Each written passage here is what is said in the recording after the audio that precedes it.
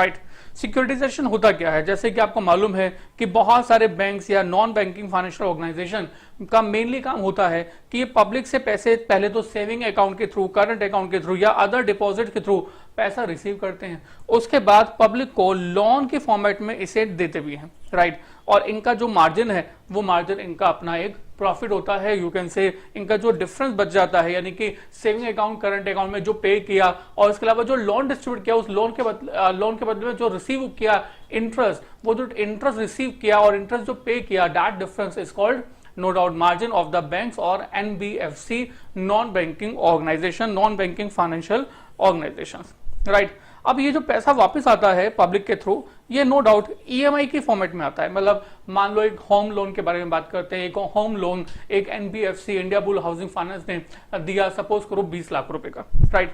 अब ये 20 लाख रुपए का दिया, उसके बाद इस 20 लाख का जो पैसा वापस आएगा वो कब आएगा? आने वाले 20 सालों में, 25 सालों में, 30 सालों में। Generally age of the home loan is minimum 15 years, 30 years तक जाती है।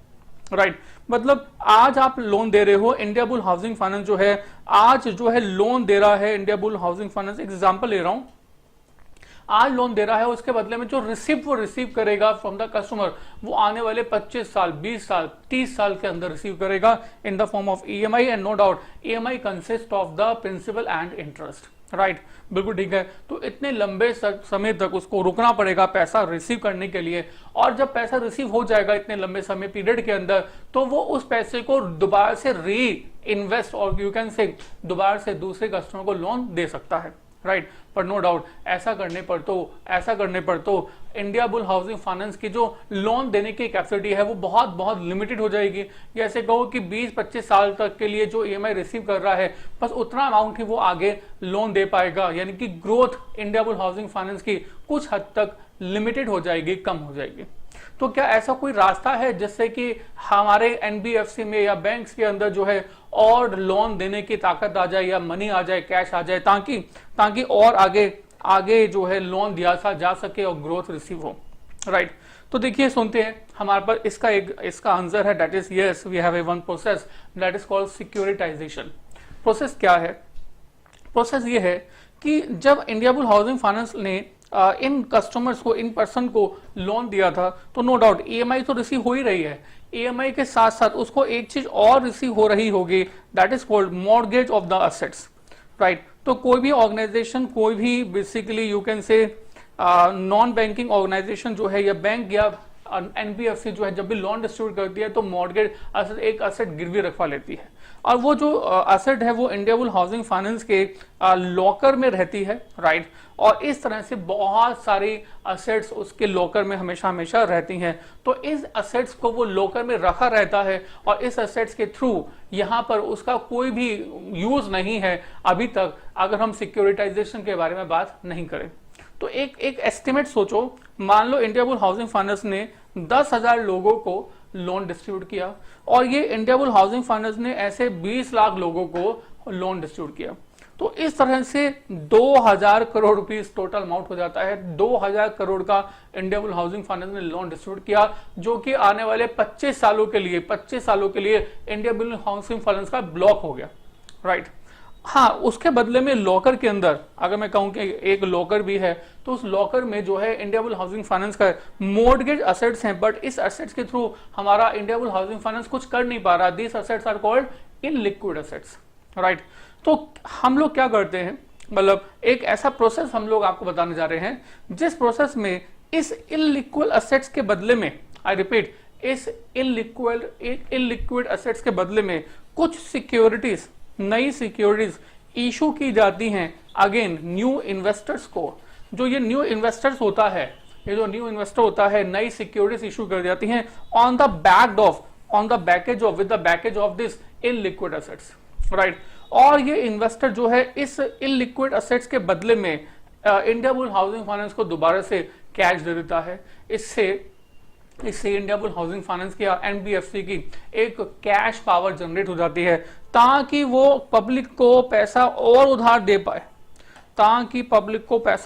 दे पाए, और उधार देने से लोन और जनरेट हो, यानी कि इंडिया बुल हाउसिंग फाइनेंस का और ज्यादा बेनिफिट हो सके। राइट। आप कहोगे कि सर ये प्रोसेस तो ठीक है, समझ में आ गया, पर सर मैंने आपको कहा इस वीडियो के थ्रू मैं आपको सिर्फ डेफिनेशन लर्न करवाने जा रहा हूं। बहुत सारे ऐसे सवाल हैं जो मन में आ रहे हैं, उन सभी सवालों के जवाब हम लोग नेक्स्ट वीडियो में देखेंगे। हमारे पास डेफिनेशन क्या है? हमारे पास डेफिनेशन है कि दैट ये जो प्रोसेस है, ये प्रोसेस है क्या, मतलब हमारा सिक्योरिटाइजेशन का मतलब क्या है? It is a process of bundling and repacking of the illiquid assets in the form of the new securities and issued to the investor, right? In the written form I can say it is a process, securitization is a process of repacking। हमने क्या किया कि illiquid assets को दोबारा से एक नई packing बनाकर फिर से बेच दिया इन्वेस्टर को, right? So it is the process of repacking और रीबंडलिंग। रीपैकिंग कह लो, रीबंडलिंग कह दो, किस चीज को? इलिक्विड एसेट्स को। इन लिक्विड एसेट्स को दोबारा से एक नई पैकेजिंग की फॉर्मेट में दोबारा से हमने इन्वेस्टर को बेच दिया और इनटू उसको हमने किस में कन्वर्ट कर दिया? इसको हमने कन्वर्ट कर दिया मार्केटेबल सिक्योरिटीज की फॉर्मेट में, right? And no doubt illiquid asset जो है वो किस फॉर्मेट में होंगे? ये हो सकता है कि अगर हमने हाउसिंग लोन इनिशियल स्टेज पर दिया हुआ है तो ये एसेट जो है हमारी बैग्ड हैं, ये हो सकता है कि ये रेजिडेंस प्रॉपर्टीज की फॉर्मेट में हो, राइट? हाँ, ऑटोमोबाइल लोन हो सकते हैं, क्रेडिट कार्ड के लोन्स रिसीवेबल हो सकते हैं, या कोई और रिसीवेबल हो सकता है जो कि बैंक ने या एनबीएफसी ने इनिशियल स्टेज पर डिफरेंट पब्लिक को दिया हुआ था, इशू किया हुआ था, राइट? सो सिक्योरिटाइजेशन का मीनिंग यहां पर मैंने आपको बताया, it is the process of repacking और bundling of the illiquid assets into the new form of the securities, और you can say marketable securities. So this process is called securitization, right? मन में बहुत सारे सवाल आ रहे हैं, बहुत सारे सवाल। इन सवालों के बारे में हम बात करते हैं कि सर जब हम नया एक एक करके सभी को हम लोग कंसिडर करते हैं। सबसे पहले तो कि सर जब हम नई सिक्योरिटीज इशू कर रहे हैं तो क्या इनिशियल स्टेज के जो इन्वेस्टर्स हैं इनका कोई रोल है? पहला सवाल। दूसरा सवाल कि जो दोबारा से नई इशू सिक्योरिटीज इशू की जा रही हैं, क्या ये दोबारा से हमारा एनबीएफसी ही इशू करता है या कोई और पर्सन इशू करता है, राइट? इसका आंसर हम लोग नेक्स्ट वीडियो में देखेंगे। यस, नो डाउट इसको हम लोग जो इशू करते हैं वो स्पेशल पर्पस व्हीकल एसपीवी के थ्रू करते हैं, राइट? हम लोग सीखेंगे नेक्स्ट वीडियो के अंदर। नेक्स्ट सवाल आ रहा है कि सर ये जो नया इन्वेस्टर यहां पर आ गया है जो कि वापस सिक्योरिटीज परचेज कर रहा है, नई वाली सिक्योरिटीज, वो नई सिक्योरिटीज को परचेज करने के लिए वो क्या देखता है जिसके बेसिस पर वो इन नई सिक्योरिटीज को परचेज कर लेता है, राइट? तो डेफिनेटली इसका भी जवाब है हमारे पास, नेक्स्ट वीडियो में हम आपके साथ बात कर रहे हैं। इस पूरे प्रोसेस को कौन इनिशिएट करता है, राइट? क्या इस प्रोसेस का कोई लीगल फ्रेमवर्क है? क्या कोई ऐसा पर्सन है जो कि इस पूरे फ्रेमवर्क को एक्चुअल में वॉच कर रहे हैं ताकि इन्वेस्टर की इन्वेस्टमेंट यानी कि प्रोटेक्शन की जा सके, right? So we have to see in the next video. तो next video is a very important, but in this video मैंने आपको सिर्फ इतना बताया, it is a process of repacking or rebundling of the illiquid assets into the marketable securities, and these illiquid assets are backed with home mortgage loan in the form of automobile या कोई और receivable किसी भी तरह का हो सकता है।